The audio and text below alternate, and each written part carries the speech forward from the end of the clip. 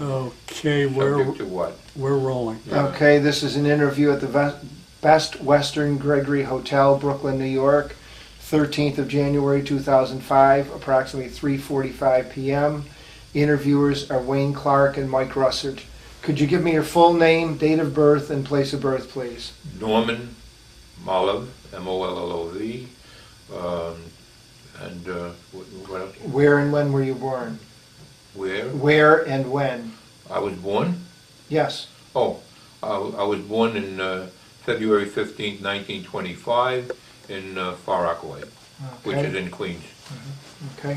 What was your educational background prior to entering service? I graduated from Brooklyn Tech, which is one of the elite schools at least at that time, and then that was when I was 18, and I had a job which was doing some defense work, and I got a half year of delay in entering service, Deferment. and I was eligible for the ASTP program.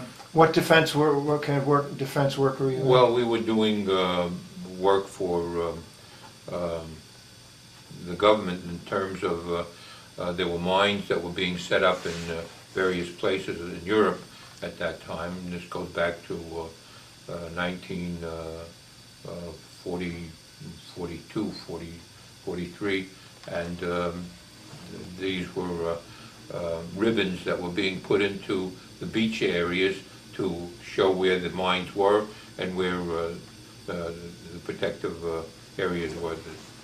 So that was half a year defense that I was involved in. Okay. Do you remember where you were and your reaction when you heard about Pearl Harbor?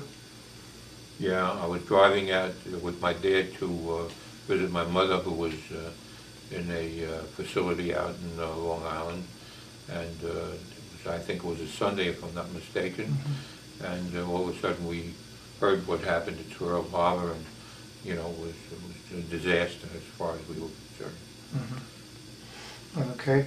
Were you drafted or did you enlist? No, I was drafted, and as I say, I was eligible for the ASTP program.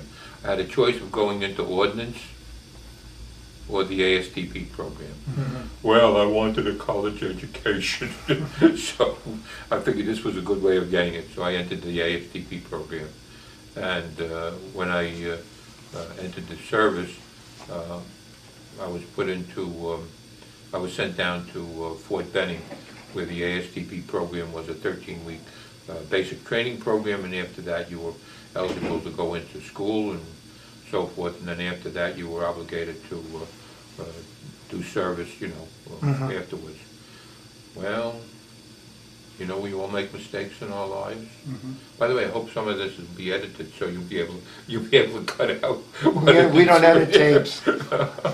In any event, at the end of the 13 weeks of basic training at Fort Benning, lo and behold, what do you think happened? The ASD program was discontinued. So I was transferred into the 87th Division at Fort Jackson, South Carolina, and we all had a wonderful time there. Okay, was this the first time you had really been away from home? Yep. All right. How long, what, did you receive any other training with the 87th Division?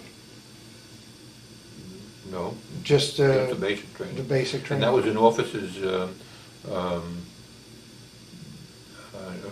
school down there at that point, but we weren't eligible to become officers. And we were all put into the infantry at that particular point. Okay. And Was there a lot of grumbling and griping about that, or? yeah, I would say so, that we were all a little bit disappointed, to say the least. But as it turned out, that's the way life is, and you take what's doled out to you. Where did you go from there? From Fort Jackson? Well, Interestingly enough, I had applied to try to get into ordnance at that time while I was at Fort Jackson, and the day I was accepted to go into ordnance, we got an alert that there were no transfers out. Of course, we were all going overseas, and from that point on, that's what it was. So we were locked into our areas, and again, you take what's given to you and you do the best you can. But there were a lot of us that were just, concerned about living, okay? And I think that, that's part of our problem. Anyway, that's where we're at.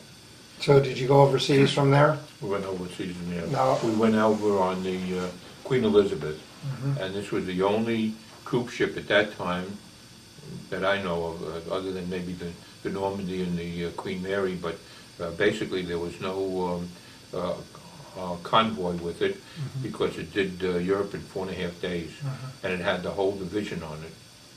The 87th Division was all on the one ship. Now, where did you land? In We landed in Scotland in a place called Glasgow, and from there we were transferred to the Midlands in England, and that's where we did further training and so forth before we went over to Europe, to the continent. And we landed at Le Havre when we went over to the continent. And when did you go there? The exact date I don't remember, no. but sometime in 1944. After D-Day then, probably. After It was D-Day. probably about a month or two after D-Day. But you could still see the ships and the other things that were in the harbor at that time.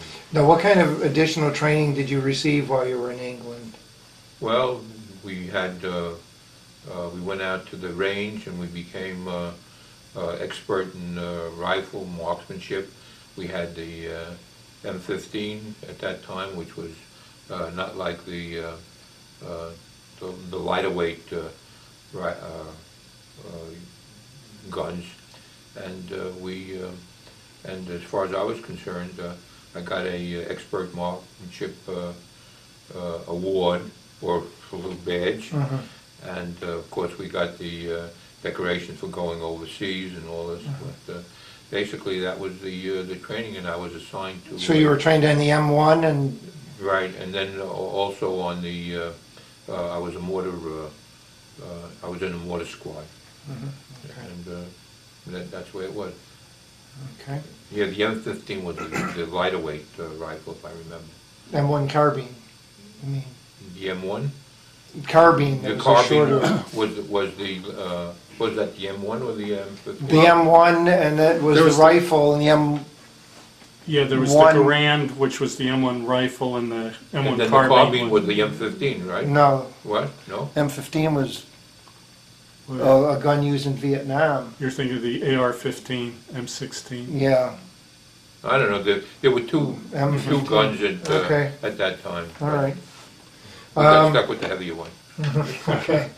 Okay. So you landed in Le Havre. Where did you go from there? Well, our first time, and this was part of the Third Army, by the way. Oh, you were assigned to the Third Army. Yeah. Well, that's where the 87th Division Yes, was. right. And the first contact we had with what was going on, we relieved the 4th Infantry, which was a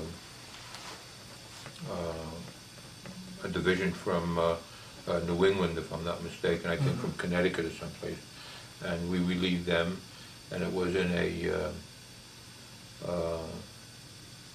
area near Bastogne at that particular time, and I think the name of the town was Tillet, G-I-L-L-E-T, I think, was a French town. Why do I say a French town? That's where we were. That's for the outside audience. Okay. I Now- haven't done this in quite a while of memories. So you arrived sometime, of course, in the winter of '44. Oh, So were you given any special gear, winter gear? No. I can tell you just a little true story. The way things were coming out from no place, so to speak, and going into the front lines. It was sort of a shock, to say the least. We had foxholes, and it was snowing, and it was miserable in the ground.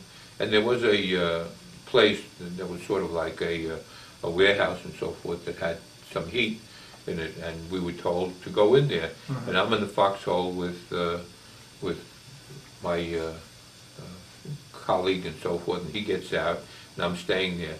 The first sergeant comes along and he says, "Mollov, get your ass out of this." He said, "If you don't, I will take care of you." So I got the message, I got out. But it was a very depressing kind of a situation. And the first experience of mortar fire coming in, artillery fire, and we... How did you feel when you were under fire the first time? To say the least, I was a little bit concerned and afraid, okay? Mm-hmm. But, and here I was, not quite 19 years old, and I had been given this great opportunity to serve. But I can tell you that it was quite an experience.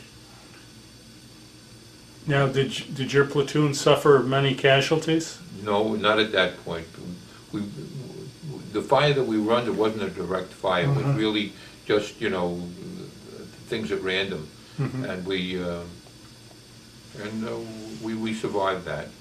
And then... How about the conditions, though? Did the men suffer a lot from the exposure, especially their feet? Oh, yeah. So on? Well, you know what Patton said, at that time there were a lot of men who were getting trench feet because they were wearing wet socks and so forth.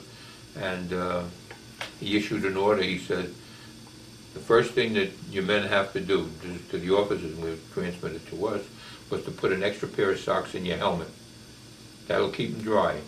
And if you don't do that, you're going to be court-martialed, because the amount of men that were going back in terms of medical problems was more than Patton could stand. And he was just one of these very mellow kind of people, How did you feel about Patton as a general? I think that I felt okay about him, other than the fact that he was a very gung-ho kind of a guy, and so forth. But there was a certain amount of confidence that you had in his leadership, because he never did anything that, at least in my mind, being at my level, that seemed to contradict the safety of his own men. He was very concerned about that. And of course, with when the Battle of the Bulge took place, he was given orders to bring his units into the area that the Bulge was. And they said, "How long will it take you?" Probably maybe 2 or 3 days. When we get you dealing with a division of 18,000 men. Well, we did it in 30 hours, that we were able to come in and do that. And then Do you recall the movement itself? Could you talk about that a little bit? Well, when you say the movement itself, in terms of the... From Patton's front to changing, he changed his front completely. Right. Did you move by truck? Oh, we moved by truck, yeah. And of course we came to a so-called bivouac area that was laden with snow at that time and so forth, and you couldn't have any planes flying because the weather was so bad. So we dug in. But I will say this, that at that point, after the, or during the Battle of the Bulge, we had some people who were like in no man's land, and the medics had to come in and take care of them and so forth. And we were dug into an embankment in some area, and I wanted to go get a medic to help somebody who was crying for help. So I went back to the aid station and got the medic to come and take care of him, and slept over at the aid station. While coming back to my own unit, I got hit with a sniper's bullet. Now the sniper at that time, from the point of view of the German snipers, had a very interesting technique. They didn't try to kill you. They only wanted to wound you to take care of more people, so that the medics would and the doctors would have more time to do what they had to do. But the more wounded personnel that they had, the greater the load on them. But Where were you hit? I was hit in the leg, fortunately between the two bones in my left leg. The bullet went right through it, and that was $1 million wound. Because at that point it was serious enough for me to be evacuated back to England and then the States. And, When do you remember the date when you were hit at all, or? No, I don't. Okay. I don't remember. But I was evacuated back. I was first sent to Paris, but I never got to see Paris in the spring, in the wintertime or the springtime. And then from Paris back to England, to the hospital, and then back to the States. Were you, did you suffer a lot of pain from that wound? Yeah, yeah. And in fact, I have a disability that I've had now for a long time. But fortunately, it wasn't a major disability. In other words, it was a 10% disability, and I've had this, and you do what you have to do. But on the basis of everything, I can say that, number one, I was very, in retrospect, very happy to have been able to serve and to be able to be in some of these, I shouldn't say activities, but in some of the battles that took place. And I survived, and I'm here. And that's the most important thing. Now, how long were you hospitalized for? A total between the time I was from the aid station back to the States, I would say probably about 3 months.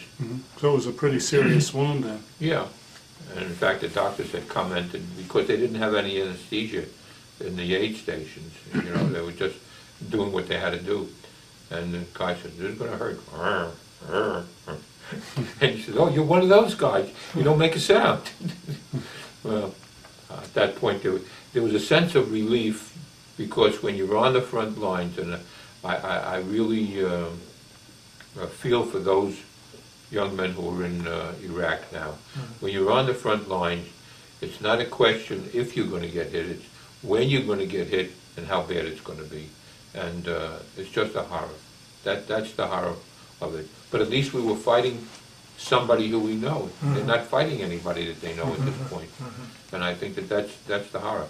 And then for, I'm editorializing now, but for the President's office to come out yesterday, as they did, and say, "Oh, we've given up looking for mass weapons of destruction because there aren't any." How did we get into this? We lost 1,300 lives and many wounded. That's on the American side. What about the Iraqis that we've killed, that have died during this thing? It's unreal. To me, it's unreal. Absolutely unreal. Anyway. How did your weapons work, especially in the winter conditions? Did you get any problems with your M1 or anything? No, not really. Did you? We didn't fire that much because there was nobody that you were really looking at in terms of an enemy. You know, everything was over the hill. They were on the other side. So you were on the other side, and I'm glad we were on our side. Okay. What was it like in your unit? Did you have a lot of close friends in your unit? Yeah, we had. Well, some of us had been in the at Fort Benning together, so there was like a locked-in friendship kind of a thing, and it was all right. There was no let me put it this way.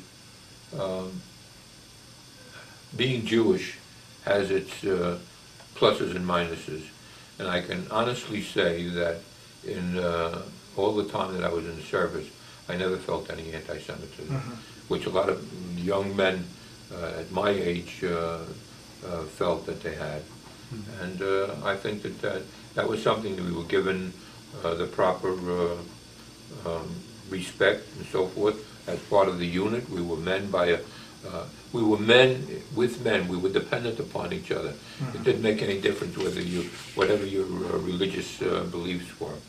And in fact, we were given time when we were at Fort Benning to go to services and do this, but make sure that you're ready for inspection on Saturday morning.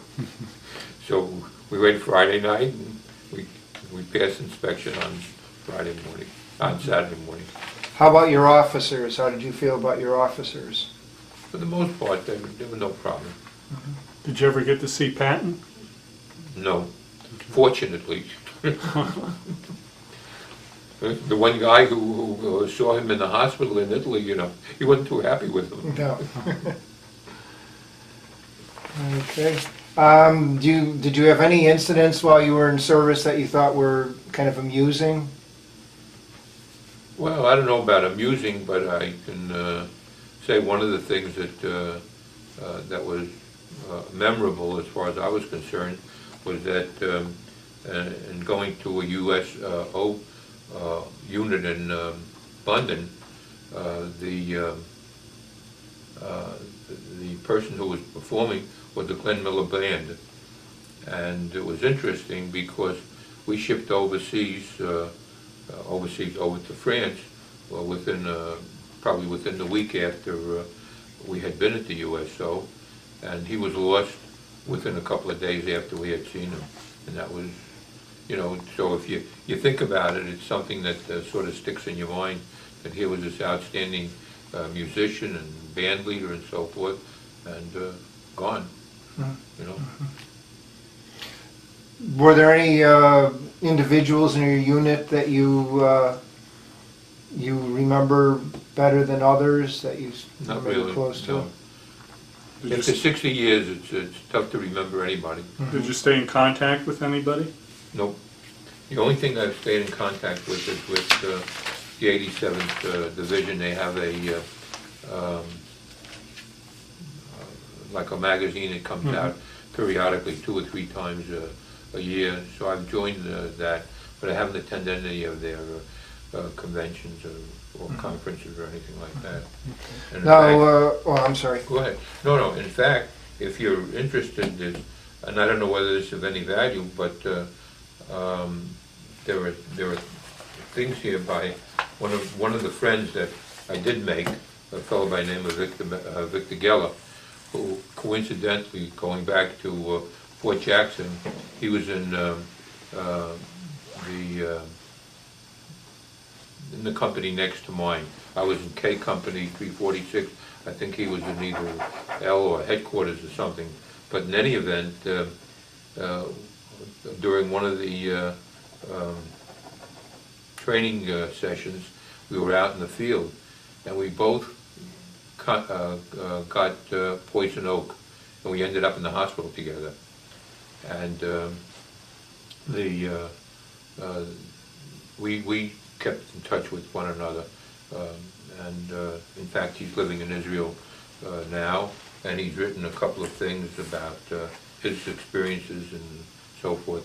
And he had a very good background in Jewish studies and so forth. And when there was no rabbi around, he officiated at some of the services and so forth. And he's quite a guy. In fact, just you asked about humorous things. It strikes me, we're in this hospital unit together down in Fort Jackson, and he's talking about his experiences. Now, you have a lot of people who are Southerners, okay, and you have this young man, as I was, from the Bronx, with his Bronx accent. and he's talking about what they did in the Bronx and so forth. And one of the things that's memorable is that they played stickball. So the son said, "What's stickball? Y'all?" So he said, "Stickball, you know, it's between three sous." "Sous? What's a sous?" He says, "You know, sewers, where the stuff goes into the drain." "Oh, you mean sewers?" So that was his memorable experience. But then he was very good in art, so I learned how to do things with linoleum and so forth. But anyway, that was a memorable experience. Okay, now you were discharged in January of '46. Were you discharged right from the hospital? No, I was down in camp down in Chattanooga. Okay, so you after you left the hospital, then what did you do? I got reassigned to another unit, Okay. and at that particular point,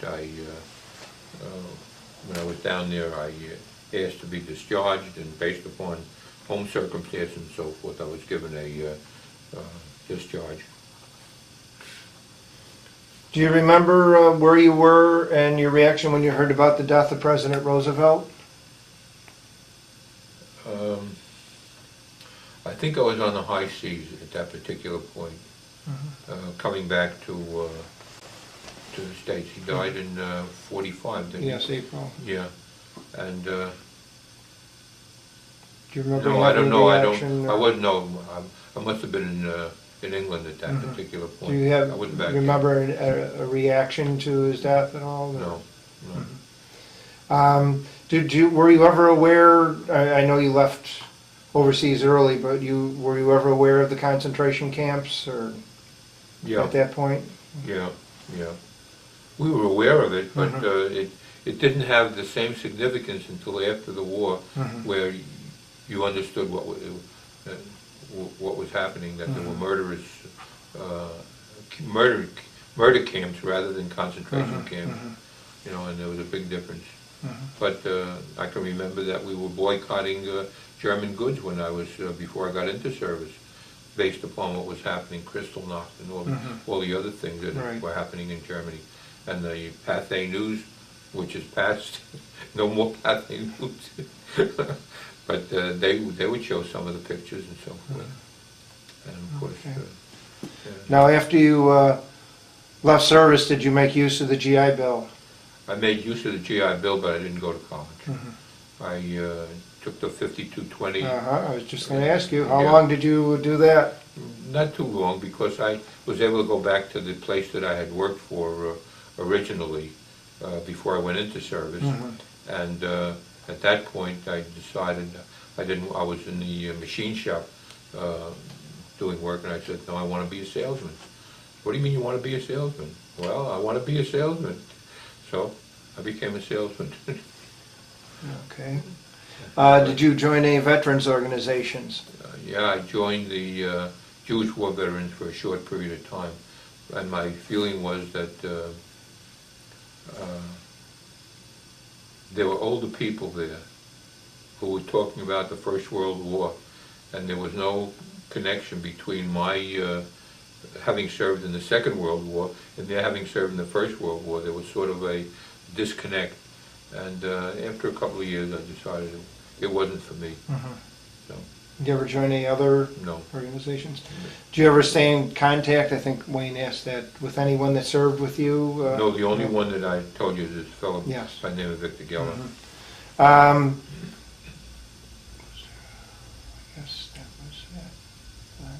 How do you think your service affected your life? Affected my... How do you think your time in the service had it changed or had an effect on your life? Oh, I think that it had an effect on my life. Number one, I was very thankful for having survived.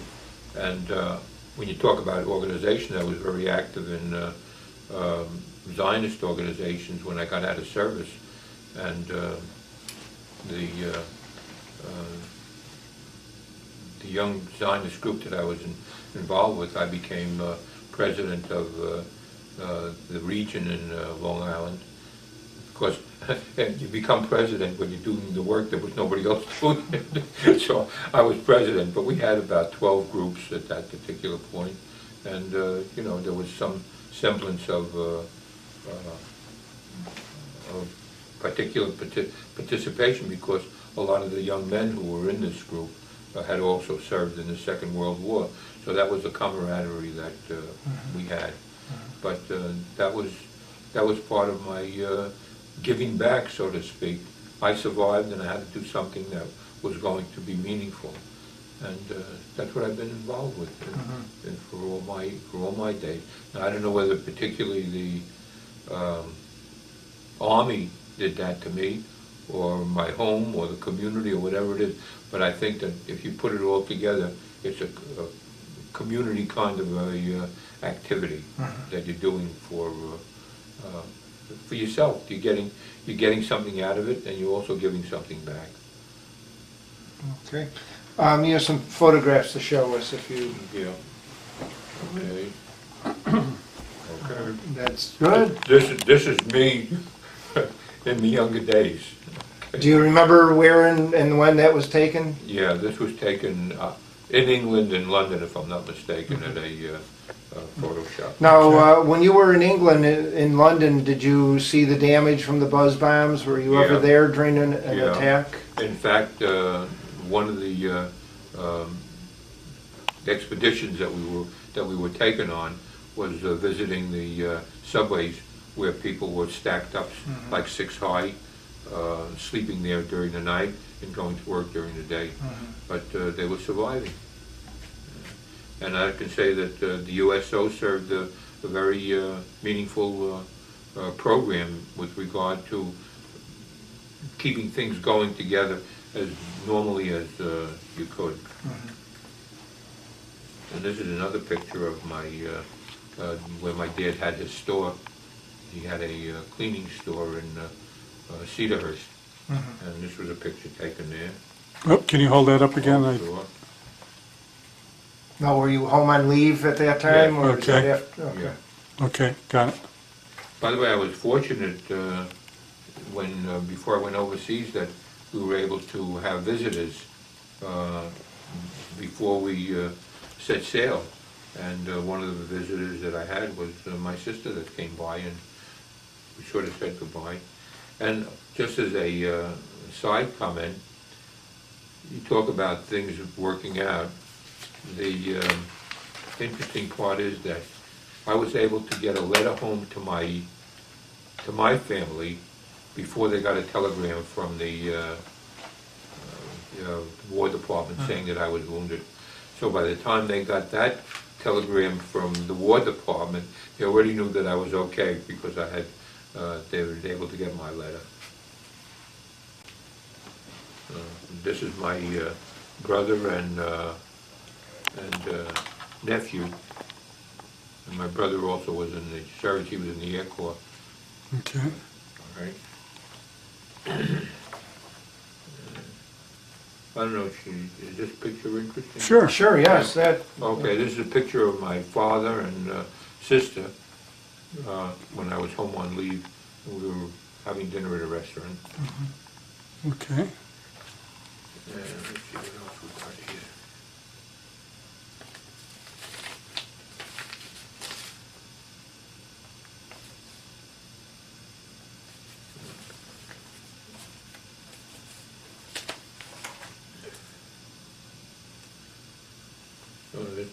This was a fellow that I had worked with, and he was overseas at the same time. And this was, we weren't in the same unit though. Oh, you happened to meet overseas? Yeah, we met overseas, and Where is that, in England? Or? yeah, this is in England. Okay. Was that just a chance meeting? Yeah, well, we sort of knew that we were going overseas, and we sort of kept in contact, and then to arrange it was, you know, one of those things. Oh, this is a very handsome guy.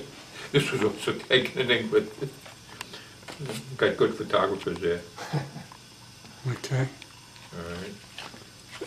And this was while I was at Fort Benning in basic training, I also hurt myself. So this is in front of the chapel down at Fort Benning with the rabbi and the other people in the congregation. Okay.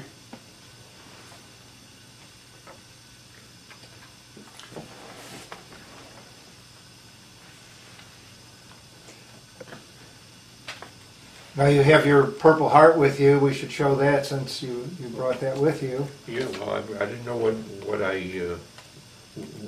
I would need and so forth. So anyway, Okay. should I take it out of the box? Or? Yeah, you can, if you can hold that up in front of you, sure. I can How focus about on like that. this? Is that all right? Yeah, that's fine. Fine.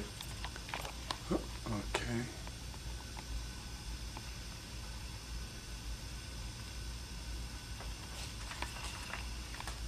Okay, got it. Just as a sidelight, when my son was, he had a tonsillectomy, and he was in pain, you know, as it would happen and so forth. And I said, "You've gone through something special, and I'm going to give you the Purple Heart for having survived." And my wife looked at me and said, "Don't you dare! No comparison." So he almost got the Purple Heart, but that's the way it goes. We don't know what these things mean. And this is, I don't know if it has any significance, but this is a picture of the unit in South Carolina. Have it upside down. Yeah, it's upside down.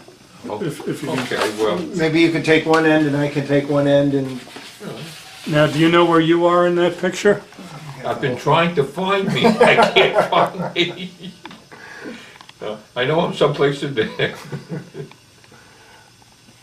This was taken at Fort Jackson.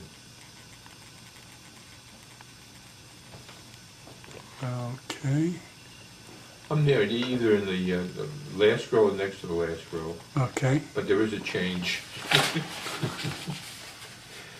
All right. You also brought a copy of the Regimental History with you. That's right. You can, maybe just hold that up too. Well, You focus in I don't know on, if there's anything more in here that you think would be of interest. There's just some notes and everything that I made along the way. let's just say, if at some point he does hold the history up, I can focus in on the Yes, insignia. If I maybe think a bit more in here. Okay. than this is just personal things. Just places you visited. Yeah, in England, right. Mhm.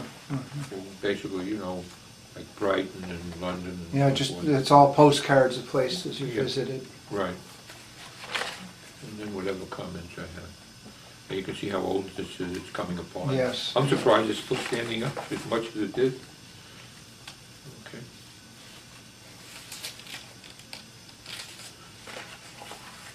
And then this is just some of the tickets and so forth, concerts that we went to. We were in England for about, I would say we got there in October, and we didn't go over until December, so I think it was December. So from that point of view, we were.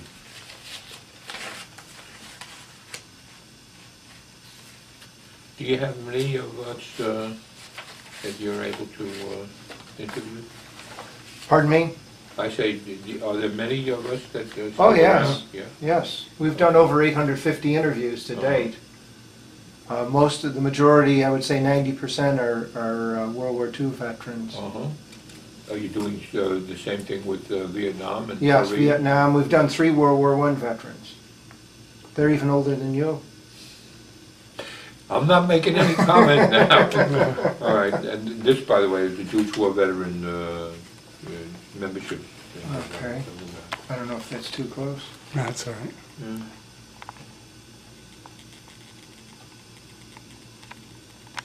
Here's some of the organization, temporary past, and the old francs that we were able to get.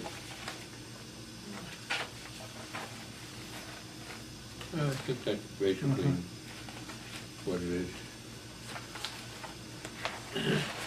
Oh, wait. I'll tell you one thing though, if you could get, if this fellow Victor Vigella ever gets to the States, he would be very, he'd be a very good person to have as an interview. These are the things that he wrote if you want to take a look at it. Okay, well, we'll just hold up this so Okay. we can focus on the front of this history. This is of the whole division. That's a nice one.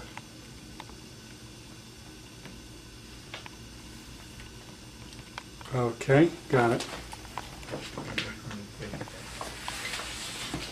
Okay, I guess that's That it. should do it. Okay, thank you very much. Well, I thank you very much.